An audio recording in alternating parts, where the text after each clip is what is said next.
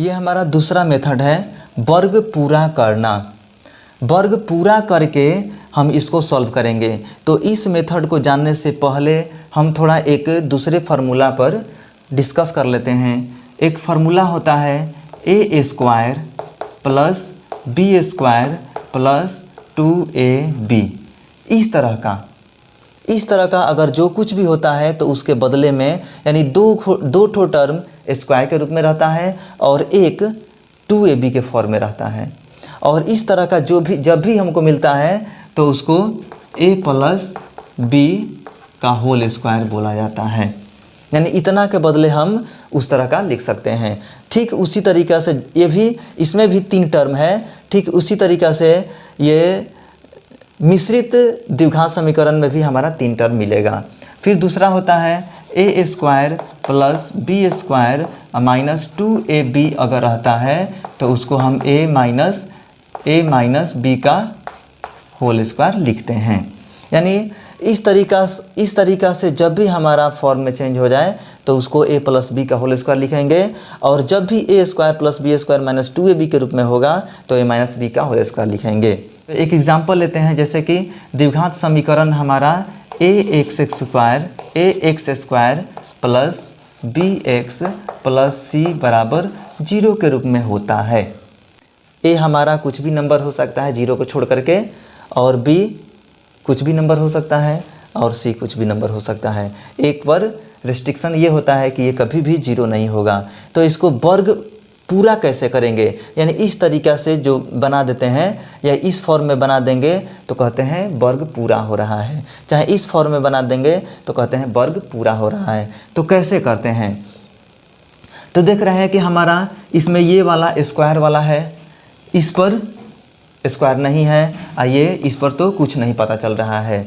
तो इसमें स्क्वायर है तो a पर नहीं है, यानी a अगर हट जाता है तो x स्क्वायर केवल बन जाएगा। तो a को हम 2 तरीक़ा से, माने इस टर्म को पूरा पर स्क्वायर करने के लिए 2 तरीक़ा से कर सकते हैं। या तो a को हटा दीजिए तो डिवाइड करना पड़ेगा, और नहीं तो एक और a ला दीजिए, a से मल्टीप्लाई करना पड़ेगा।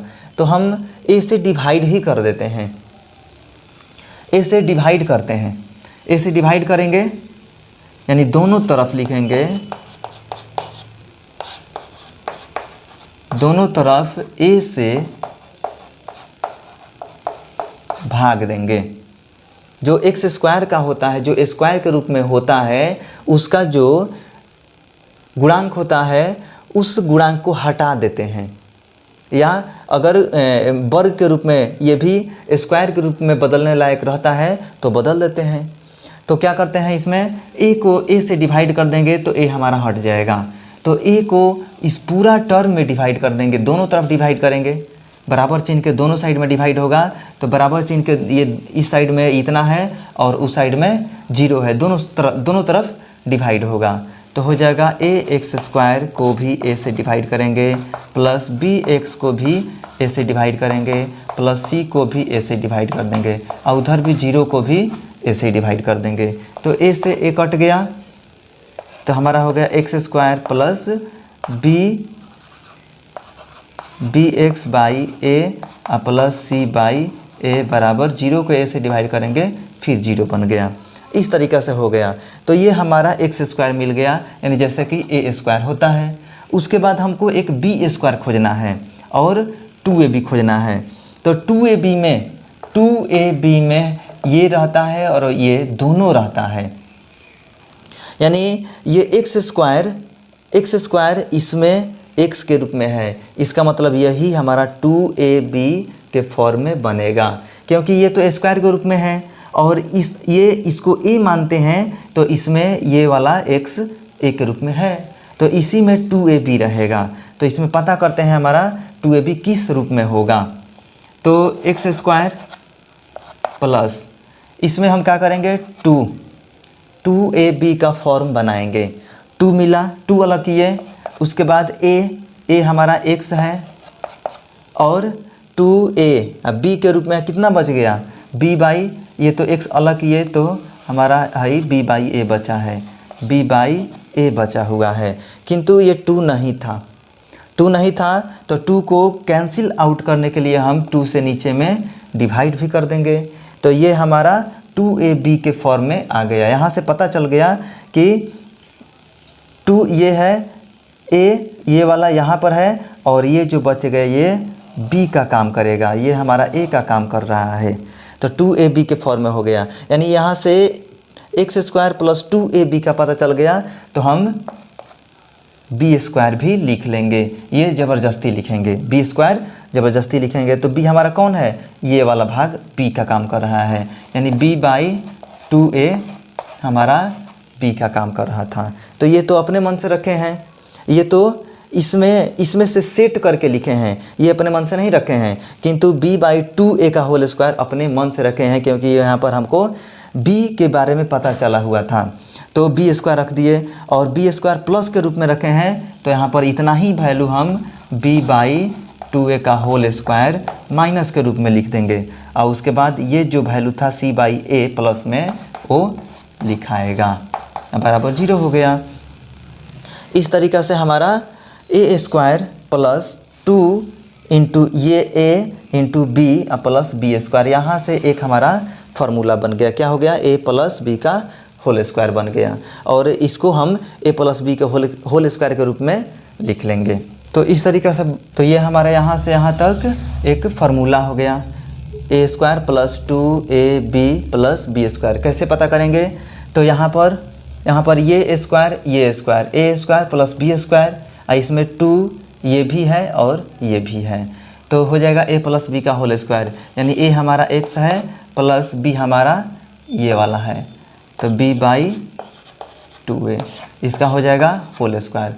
बच गया ये, तो इतना जो जब स्क्वायर के रूप में हो गया तो बाकी जो भी बचा उसको उस साइड में कर लेते हैं, क्योंकि उसमें x नहीं है, तो ये माइनस साइन है उधर जाएगा, प्लस हो जाएगा, यानी b/2a का होल स्क्वायर। ये प्लस c/a है तो उधर जाएगा माइनस c/a। अब क्या कर लेते हैं, यहाँ पर x है, इसी x का वैल्यू फाइंड करना है, तो क्या कर लेंगे, यहाँ से हो जाएगा x प्लस b/2a का होल स्क्वायर लिख देंगे, इसको b स्क्वायर बाई 2a का भी स्क्वायर है, तो 2 का स्क्वायर हो जाएगा 4, a का स्क्वायर होगा a स्क्वायर माइनस c/a। अब इसको हमको जोड़ना पड़ेगा, तो 4a स्क्वायर और a का एलसीएम करेंगे तो 4a स्क्वायर हो जाएगा। 4a स्क्वायर का और a का जब एलसीएम करेंगे तो क्या चीज़ से कटेगा, a से कटेगा दोनों, तो ये 4a बार में कटेगा, ये 1 बार में, और उसके बाद a को 4a को गुना कर लेंगे तो 4a स्क्वायर हो जाएगा। ये हमारा 4a स्क्वायर एलसीएम हो जाएगा। अब 4a स्क्वायर एलसीएम को ये भी डिवाइड करेगा, ये भी डिवाइड करेगा, तो 4a स्क्वायर को 4a स्क्वायर से डिवाइड करेंगे तो 1, और 1 में b स्क्वायर से गुना कर देंगे b स्क्वायर। उसके बाद माइनस 4a स्क्वायर को a डिवाइड करेगा तो 4a बचेगा, और 4a को c से गुना कर देंगे तो हो जाएगा 4ac। इतना हो गया किसके बराबर, x प्लस b/2a का होल स्क्वायर। अब क्या करते हैं, हमको x का जब वैल्यू फाइंड करना है तो a स्क्वायर को हटा देंगे, a स्क्वायर उधर जाएगा, यानी x प्लस b/2a हो जाएगा उधर, स्क्वायर इधर है उधर जाएगा रूट हो जाएगा, root b square minus 4ac by 4a square. इतना हो गया। उसके बाद क्या होता है कि हमको x का जब वैल्यू फाइंड करना है तो b/2a को भी उधर हटा देंगे, तो b/2a इधर प्लस में है उधर भेज देंगे माइनस में,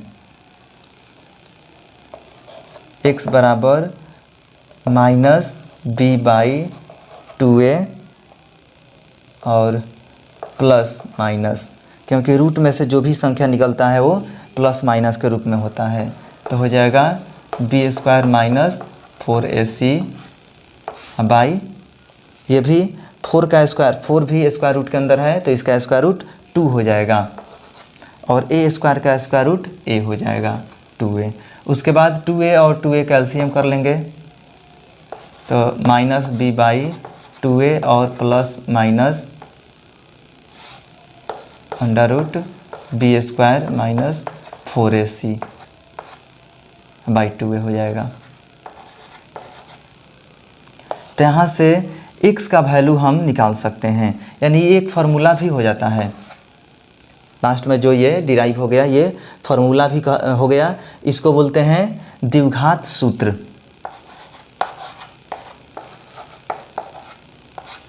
द्विघात सूत्र, इसको द्विघात सूत्र कहा जाता है। यानी डायरेक्ट इस फार्मूला से भी हम लोग किसी क्वेश्चन को बना सकते हैं, और नहीं तो वर्ग पूरा करके इस तरीक़ा से करना पड़ता है। तो इसमें b क्या होता है, x का गुणांक। ये a b c ये बहुत ही मतलब कि आपको ध्यान रख करके और पुट करना पड़ता है। b होता है x का गुणांक, यहाँ पर a होता है ये x स्क्वायर का गुणांक, c कांस्टेंट होता है, a x स्क्वायर का गुणांक होता है, b x का गुणांक होता है। ये सब यहाँ पर द्विघात समीकरण में दिया रहता है। तो इस तरीक़ा से हम लोग वर्ग पूरा करके भी द्विघात समीकरण को सॉल्व कर सकते हैं, बना सकते हैं। आज के इस वीडियो में इतना ही, और द्विघात समीकरण का जो अगला टॉपिक मिलेगा उसको अगले वीडियो में हम लोग एक्सप्लेन करेंगे। जय हिंद।